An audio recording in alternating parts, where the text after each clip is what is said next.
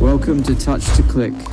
In this video, we'll walk you through how to turn off microphone in Google Chrome on Windows so you can control which websites have access to your microphone.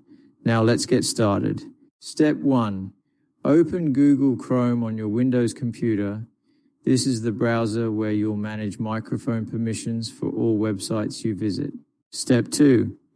Click the 3 vertical dots in the top right corner and select Settings. This menu gives you access to Chrome's main configuration options. Step 3. From the left sidebar, click Privacy and Security.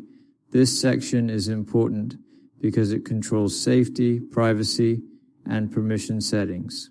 Step 4. Click on Site Settings. Here you can manage permissions like camera, microphone, pop-ups, and more for websites. Step 5. Scroll down to the Permissions section and click Microphone. This area shows how Chrome handles microphone access for sites. Step 6. Select the option, Don't allow sites to see your microphone.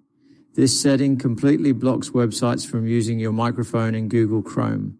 Thanks for watching, and don't forget to subscribe to Touch to Click for more helpful and easy tech tutorials.